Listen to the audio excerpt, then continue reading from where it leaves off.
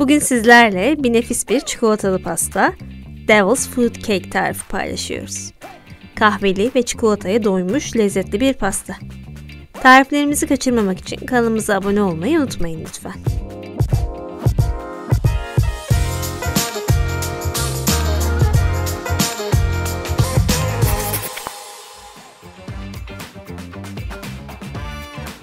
İşe önce kremasını hazırlayarak başlıyoruz. Sütü orta boy bir tencereye aktarıyoruz. Kremada yumurtanın sadece sarısını kullanıyorum. Bence daha güzel oluyor. Beyazını dolapta 1-2 gün muhafaza edebilirsiniz. Sıra katı malzemelerde.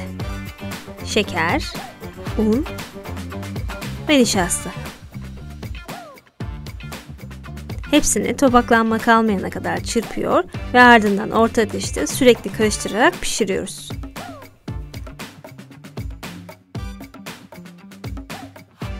Pastacı kreması pişer pişmez vanilya ve çikolata ekleyip çikolata eriyene kadar tekrar karıştırıyoruz.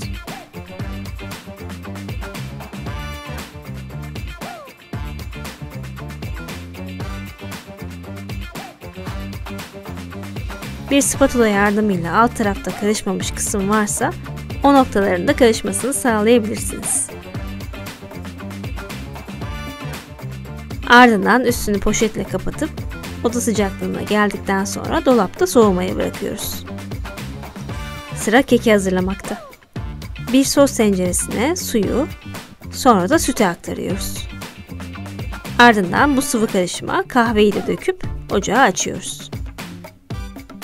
Süt ve su ısınıp kahve tamamen çözündükten sonra tencereyi ocaktan alıp içine kakao ekliyor ve topaklanma kalmayacak şekilde karıştırıyoruz.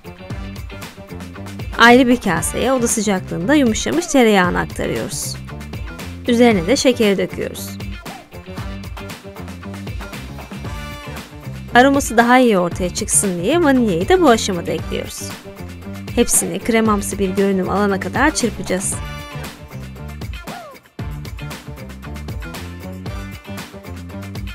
Bakın şeker hafif eridi. Bu aşamada yumurtaları teker teker ekleyip çırpacağız. Toplamda 3 yumurta kırıyoruz ve her birini ekledikten sonra tekrar çırpıyoruz.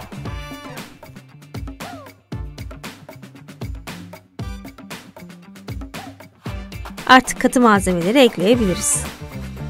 Un ve kabartma tozu. Her zamanki gibi eleyerek. Unu ekledikten sonra çok çırpmayacağız.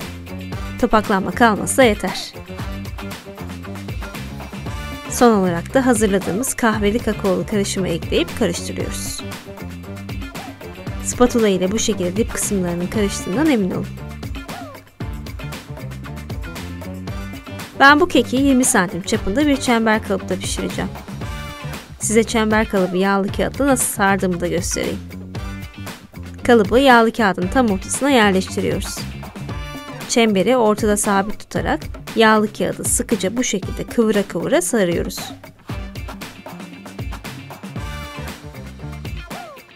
Son kalan kısmı da böyle bükünce kağıt iyi bir şekilde sabitlenmiş oluyor. Çok hafif sızma olsa bile bu sızıntı kesinlikle kekin kalitesini etkilemiyor. Artık keki kalıba aktarabiliriz. Kekin ortasının daha az kabarması için kek hamurunu bu şekilde kenarlara itebilirsiniz. Şimdi bu güzellik 170 derecede önceden ısıtılmış fırının fan ayarında 35-40 dakika kadar pişecek. Piştikten sonra bu şekilde ızgaraya ters çevirip soğumaya bırakıyoruz. Kek soğuduktan sonra ikiye bölebiliriz. Üste kabaran kısmı düzeltirseniz pastanın şekli daha güzel olur. Kek zaten tek başına yenebilecek kadar güzel dokuda ve lezzetli. Biz genelde kestiğimiz bu kısmı yiyoruz. Siz isterseniz bu parçaları mutfak robotunda parçalayarak süslemede de kullanabilirsiniz. Şimdi keki ikiye bölebiliriz. Ben en kolay iple kesiyorum. Kenar kısmından 1 santim kadar kesik açıp ipi o kısma yerleştiriyor ve bu şekilde kolayca ikiye ayırıyoruz. Kekin üstte kalan kısmını pastanın alt kısmında kullanacağız. Şimdi diğer tarafta pastacı kremasını hazır edelim. Kremaya yumuşamış tereyağı ve labne peyniri ekleyip uzun uzun çırpıyoruz. Gerçekten çok güzel bir pastacı kreması. Hazır kullanmak yerine gözünüz kapalı deneyip memnun kalacağınız bir tarif. Rahat uygulamak için siz de sıkma torbasını alabilirsiniz. Artık pastayı oluşturabiliriz. Keki ıslatmak için ılık süte kahve ekleyip karıştırıyoruz. Ve kekin her yerini bu karışımla ıslatıyoruz. Ardından kremadan tüm yüzeye sıkıp spatula yardımıyla yayıyoruz.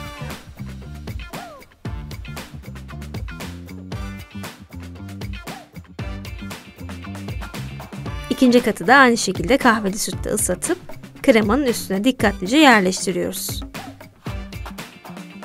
Kalan kremayı da ince bir katman halinde pastanın her yerini sıkıp düzelteceğiz. Krema zaten kıvam olarak pasta sıvamaya çok uygun. Rahatlıkla pastanın her yerini bu nefis krema ile sıvayabilirsiniz. Ben genelde işe yanlardan başlıyorum. Daha sonra üst kısma geçiyorum. Pastanın dış kaplamasında ganajla kullanacağım için sıvama konusunda çok dikkatli davranmadım. Ama siz bu haliyle de servis edebilirsiniz. Pasta bu haliyle bir gece dolapta bekleyecek. Kesinlikle aynı gün yemeyin. Bir gece sonra kalan işlemlerini tamamlıyoruz. Ben dışını çikolata rendesiyle kaplayacağım. Bunun için benmerede çikolata eritiyoruz. Çikolatada hiç pütür kalmamalı. Bu şekilde akışkan olduğunda soğuk bir yüzeye ince bir katman halinde yayıp dolapta soğumaya bırakıyoruz. Şimdi de ganajı hazırlayalım. Kremayı sos tenceresine aktarıyoruz ve ısınmaya bırakıyoruz. Krema ısınınca kaynamadan ocaktan alıp içine çikolatayı ekliyor ve kremanın çikolatayı eritmesini sağlıyoruz. Ben sütlü ve bitter çikolatayı bir arada kullanıyorum. Artık pastaya bu akışkan haldeki ganajı dökebiliriz. Ganaj ılık ama oldukça akışkan. Pastayı bu şekilde bir tel üzerine alırsanız dökülen ganajı tekrar kullanabilirsiniz. Bir spatula yardımıyla ganajın her yere yayılmasını sağlıyoruz. Pastamız aslında bu haliyle hazır ama ben size süsleme için bir öneri olsun istedim.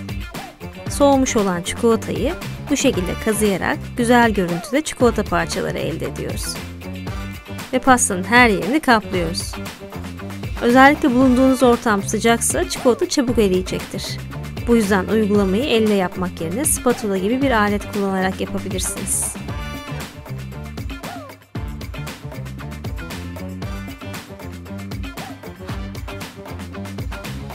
Yanları ve üstü tamamen kapladık. Ve ortaya bomba bir pasta çıktı. İçi dışı her yeri bol çikolata. Oldukça özel bir tarif. Özellikle çikolata seviyorsanız kesinlikle deneyin derim.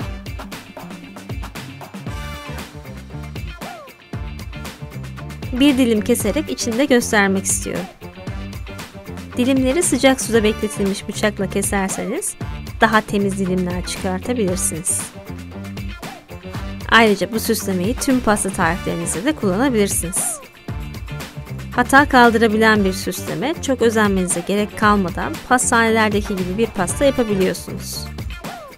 Bu tarifi deneyen ve videoyu izleyen tüm takipçilerimizden yorumlarda fikirlerini paylaşmalarını rica ediyoruz. Bizi buraya kadar izlediğiniz için teşekkürler. Bir sonraki videoda görüşmek üzere. Hoşça kalın.